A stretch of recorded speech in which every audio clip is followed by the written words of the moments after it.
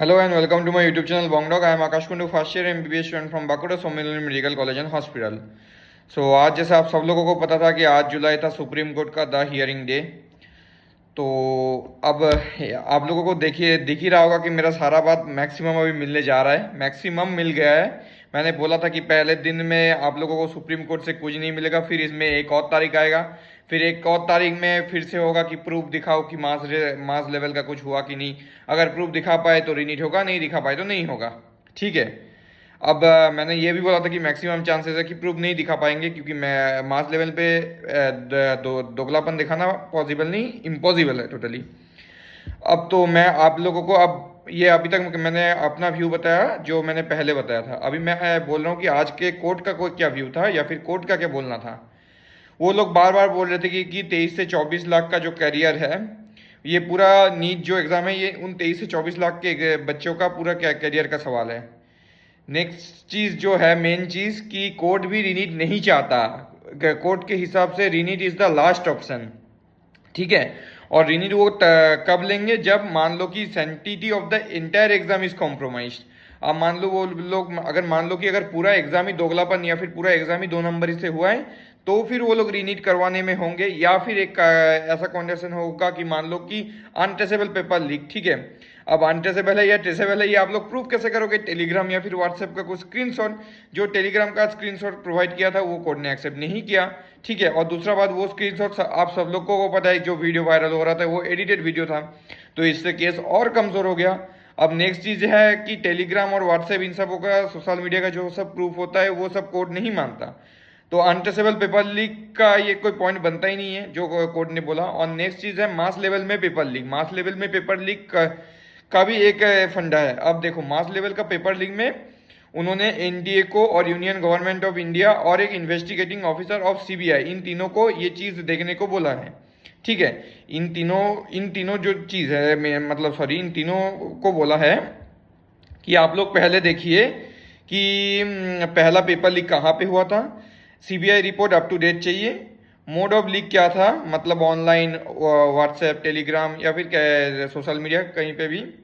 Identification of beneficiaries by NTA. ठीक है। तो मतलब एनटीए क्या क्या स्टेप्स ले रहा है अपना, जो लोग 2 नंबरी है या फिर जो लोग ऐसे मिसयूज करके एग्जाम से आए हैं, उनको आइडेंटिफिकेशन करने के लिए एनटीए ने क्या क्या स्टेप्स लिया, ये एक रिपोर्ट में 10 पेजेस के रिपोर्ट में, पिटीशन जो है 10 पेजेस के रिपोर्ट में कोर्ट को सबमिट करने को बोल रहे हैं। ठीक है।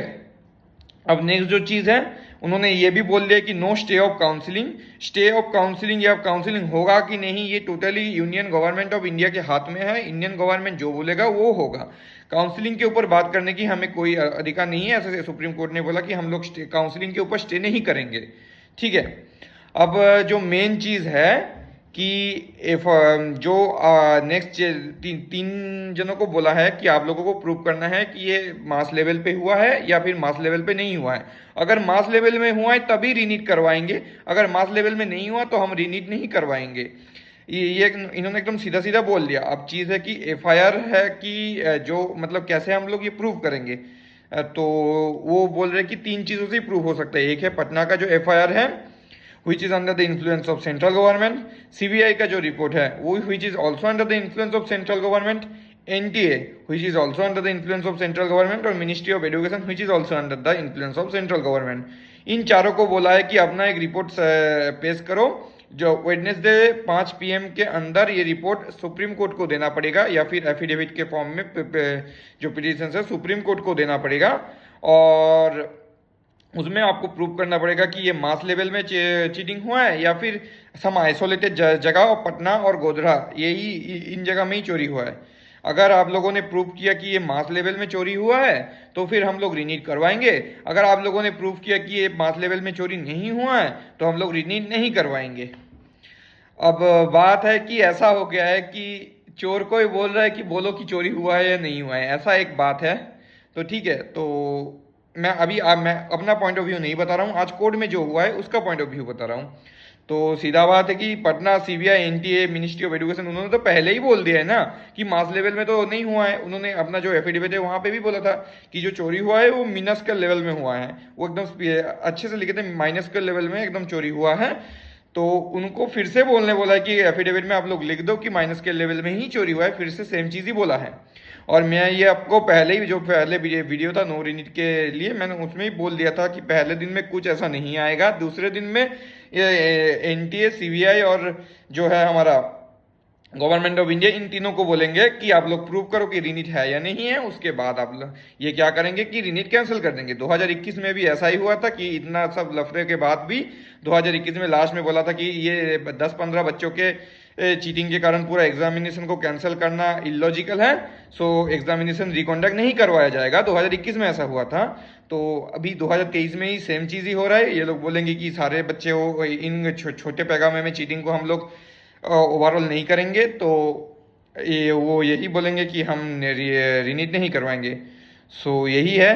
तो अब मेन चीज़ है कि और जो चीज़ हुआ है कि सुप्रीम कोर्ट ने एनटीए को बोला है कि एनटीए एंड अदर बहुत सारे ministers which are respected across various parts of the country, उनको बोला है कि ऐसे रिफॉर्म्स ऐसा कुछ मेथड बनाने के लिए ताकि एनटीए फ्यूचर में कोई ब्रीच ना कर सके, या फिर एनटीए को भी बोला है कि नीड में ऐसा फर्दर कोई ब्रीच ना हो सके। ठीक है। अब और एक जो चीज़ है, आज की रिपोर्ट में कोई री इवोल्यूशन के बारे में कुछ नहीं बोला गया है। सुप्रीम कोर्ट ने ये बार बार बोल रहा था कि अगर डाटा एनालिटिक और साइबर फॉरेंसिक के द्वारा अगर कुछ ऐसा मिनिस्ट्री ऑफ होम अफेयर्स ऐसे कुछ किया जा सकता है कि कौन कौन रेड हैंडेड है उनको पकड़ा जा सकता है तो बहुत अच्छा होता। पर इसमें भी बोल रहे कि 23 लाख 24 लाख बच्चे का डेटा निकालना इतना ईजी नहीं है। ठीक है। सो री इवोल्यूशन के बारे में इतना आज कुछ नहीं हुआ है, तो बस यही हुआ है ओवरऑल। तो आप लोगों को समझ आ रहा है कि क्या हुआ है क्या नहीं हुआ है। मैं आपको रेगुलर अपडेट्स देते रहूंगा। मैं अभी थर्सडे मतलब कल और परसों है, आप लोगों को चिंता करने की कोई ज़रूरत नहीं है, मैं आपके पास हूँ। मैं आपको कल भी एक वीडियो दूंगा, परसों भी एक वीडियो दूंगा, इससे रिलेटेड ही वीडियो दूंगा। ओवरऑल मैं सिनेरियो समझाऊंगा और ताकि आप लोगों को रिलीफ मिल सके। ठीक है। तो आज के लिए वीडियो इतना ही। अगर आप लोगों को वीडियो अच्छा लगे तो please please please subscribe to my YouTube channel Bong Dog. Thank you, bye bye.